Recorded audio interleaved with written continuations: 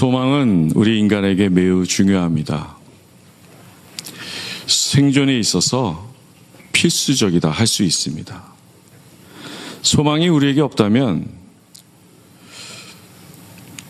삶의 의욕을 잃어버릴 것이고요. 절망감에 그 감정에 짓눌릴 것이고요. 앞으로 나아가지 못하며 정체되거나 후퇴할 것입니다. 그런데 소망이라는 것이 너무나 중요하지만 그 근원이 어디서 시작되었느냐에 따라서 소망과 관련된 모든 것이 달라진다라는 것입니다. 많은 경우에 우리의 소망은 우리 자신을 의지하는 것에서 시작되고 있음을 보게 됩니다. 우리가 흔히 하는 말로 wishful thinking, 희망사항으로 이것저것들을 세워놓고 목표로 삼고 그것을 이루기 위해 노력할 것입니다. 그런데 그런 소망은 한계가 있다라는 것이지요. 작심삼일이라고 말하듯이 우리 인간의 의지와 노력은 그리 오래가지 못하기 때문입니다. 더욱이 도전이나 장애물을 만나게 되면 쉽게 포기하게 될 것입니다. 또한 우리는 종종 서로에게 이런 말을 하기도 합니다. Hope for the best. 잘 되길 바랍니다. 라고요. 그런데 그렇게 말하는 것은 상대방을 위하는 마음에서 하는 말이지만 그 결과는 아무도 모르는 일입니다. 이에 반하여 성경에서 가르치는 말하는 소망은 그 근원이 우리 사람에게 있지 않고 이 세상 그 어떤 것에 있지 않고 오직 하나님께 있음을 말하고 있는 것입니다. 특히 신약을 보니까요, 소망을 헬라어로 엘피스라고 하는 것을 보게 되는데요.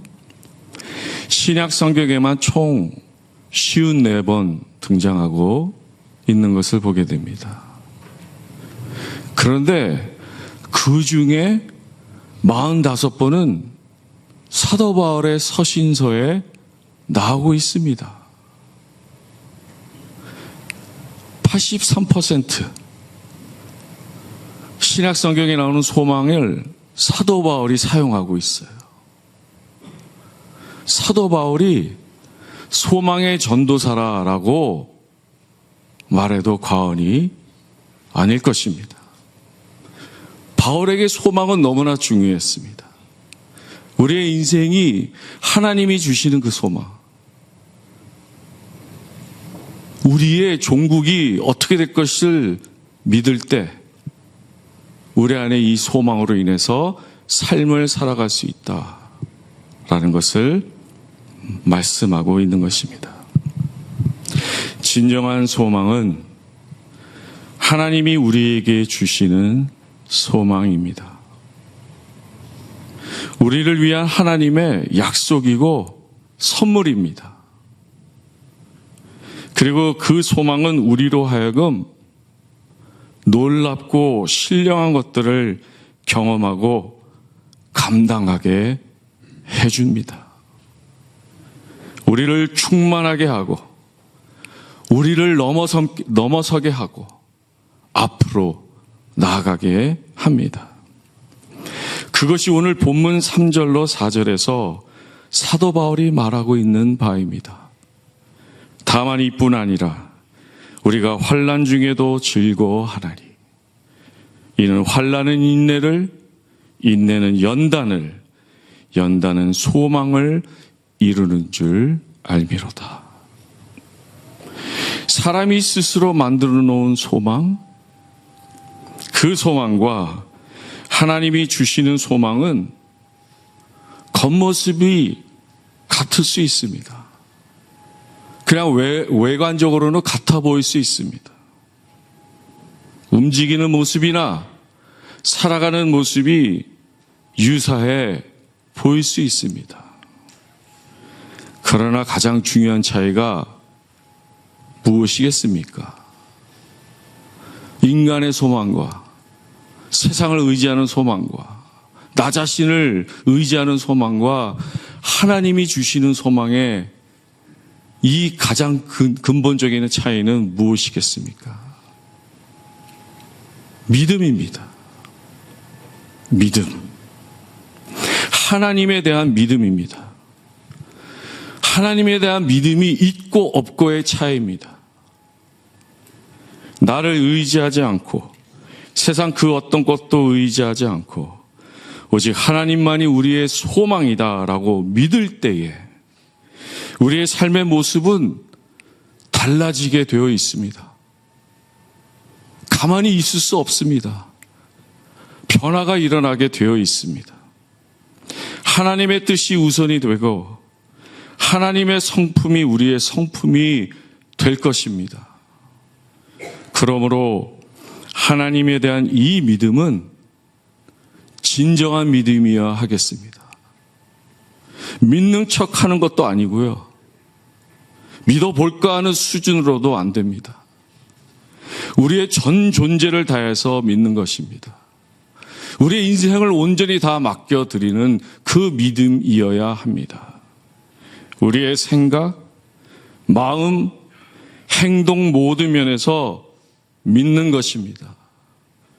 교회에 나올 때에만 잠깐 생각하는 믿음이 아닙니다.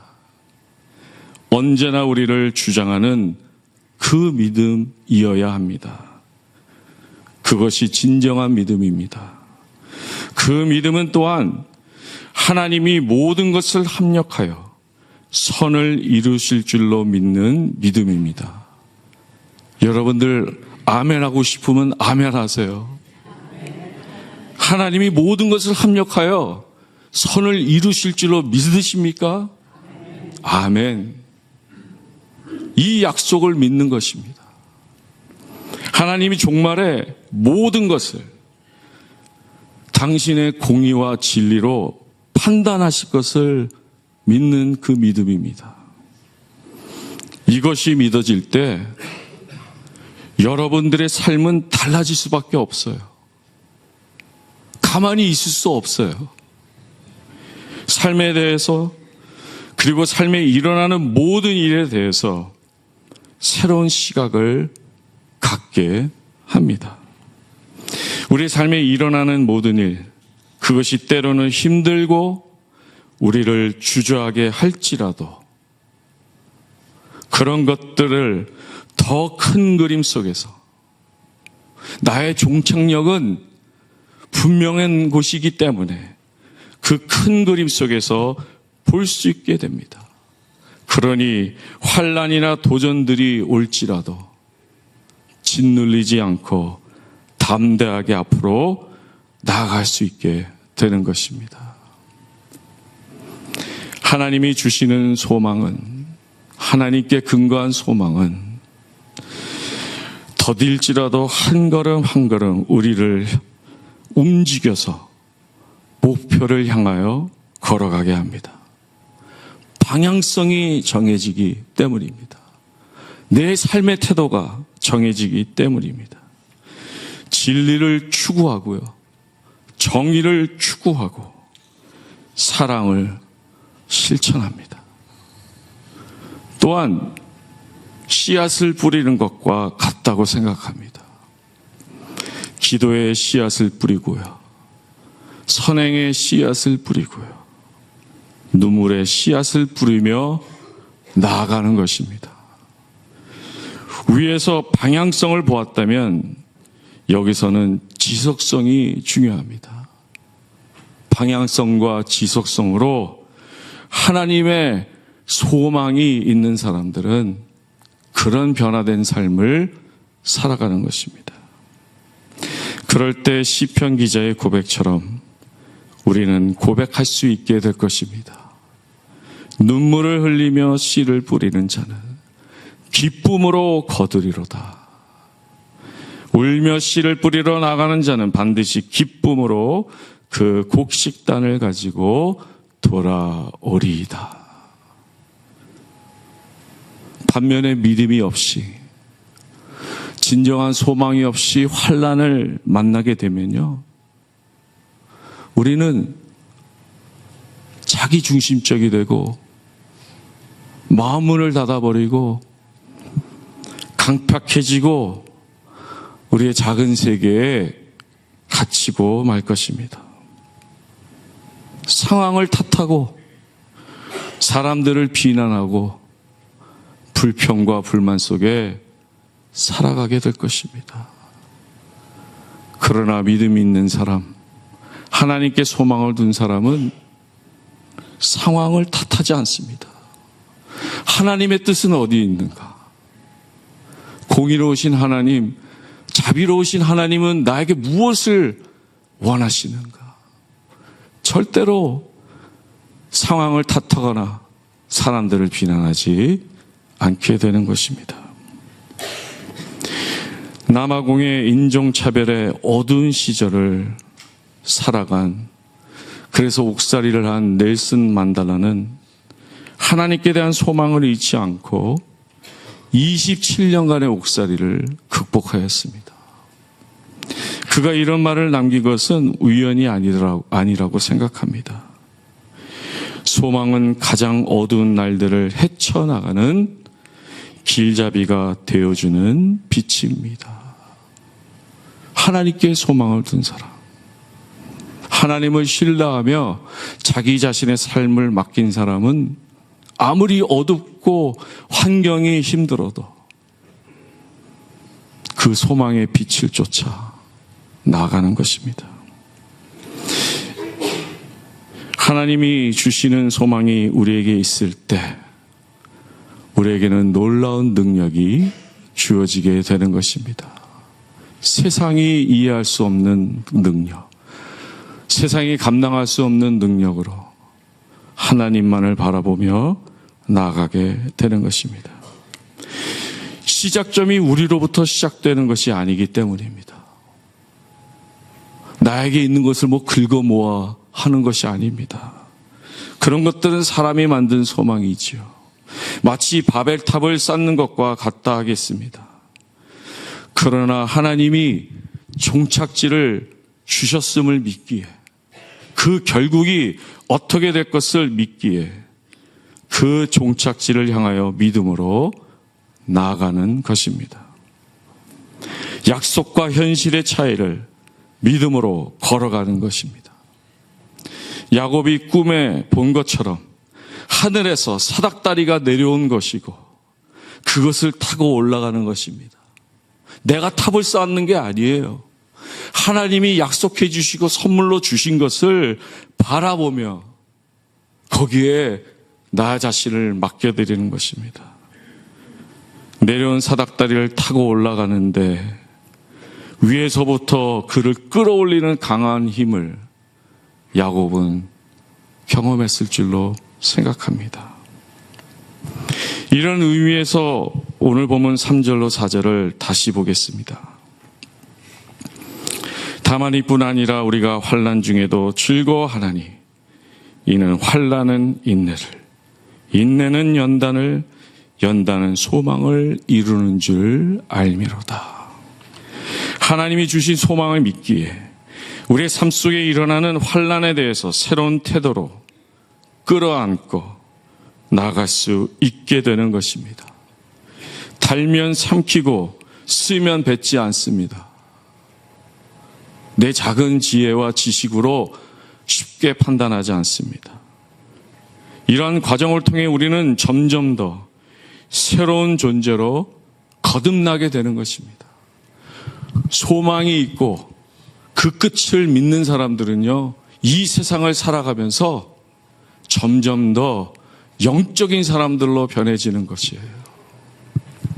마치 재련된 정금처럼 우리는 변화될 것입니다. 여기서 4절에 나오는 연단이라는 단어를 주목해 주시기 바랍니다. 연단을 원어로 보니까 그 뜻이 캐릭터, 라고 합니다. 근데 이 뜻은 증명된 존재라는 뜻이 들어 있습니다. 그러니까 한글 연단은 환난을 경험한 그 경험 자체에 비중을 둔다면 원어 캐릭터는 환난을 통과한 후 달라진 존재에 비중을 두고 있음을 보게 됩니다. 환난이 우리의 삶에 유익함이 있습니다. 진정으로 중요한 것들을 깨닫게 하기 때문입니다. 우리에게 믿음이 있고 소망이 있을 때 우리 안에 환난이 있을지라도 삶에 더 중요한 것들, 영원한 가치가 있는 것들을 더 깨닫게 되고 그것들을 추구하게 됩니다. 우리의 여정 속에 진정한 감사들이 여기저기서 일어나게 될 것입니다. 하나님이 함께 하심을 깨닫고 경험하기 때문입니다. 거기에는 자랑할 것이 하나도 없어요. 하나님의 은혜를, 사랑을 경험한 사람은 자랑할 것이 하나도 없습니다. 그저 묵묵히 자신이 걸어가는 길을 걸어가는 것 뿐입니다. 그런데 이런 귀한 소망은, 오늘 사도 바울이 말하는 그 소망은 어떻게 그리고 어디서 비롯되었다고 합니까? 이어서 나오는 5절 말씀을 보니까 거기에 답이 있음을 보게 됩니다.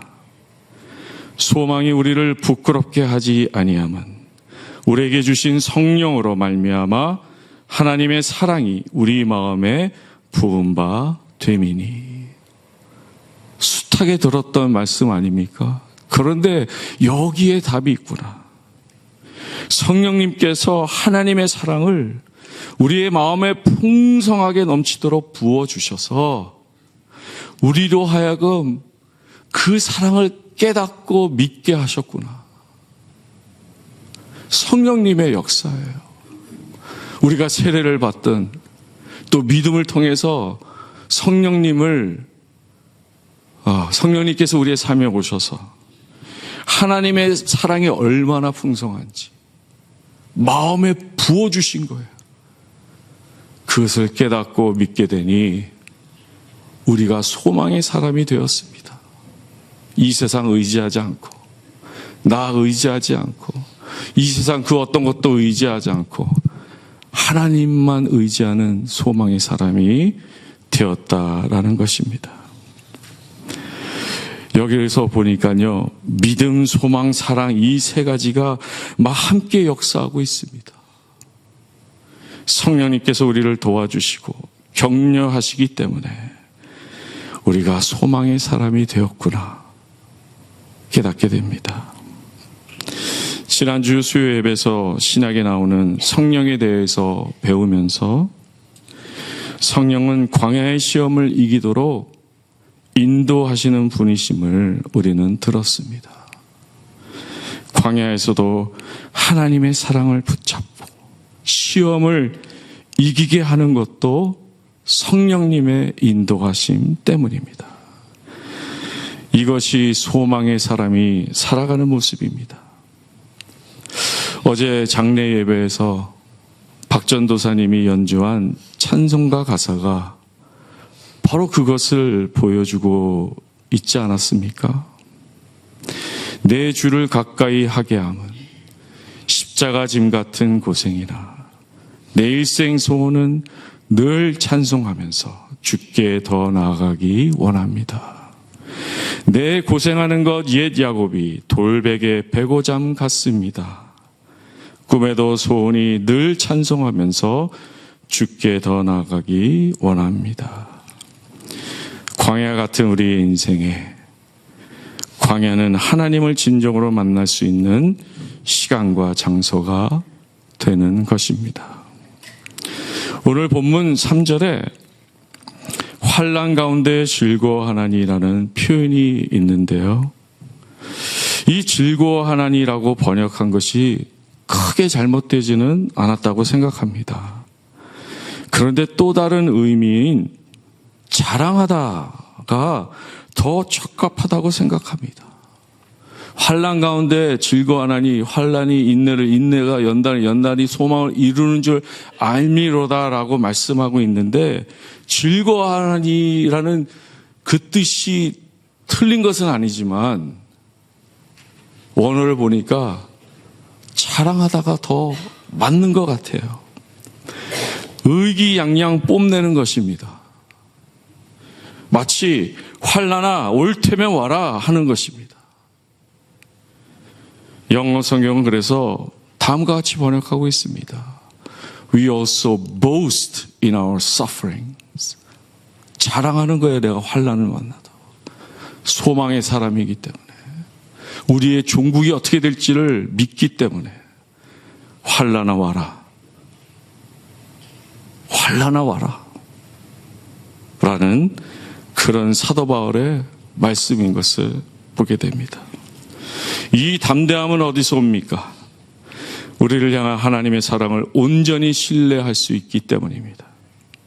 우리의 삶을 온전히 맡겨드릴 수 있기 때문입니다. 그래서 환난 가운데 즐거워하고 자랑할 수 있는 것입니다.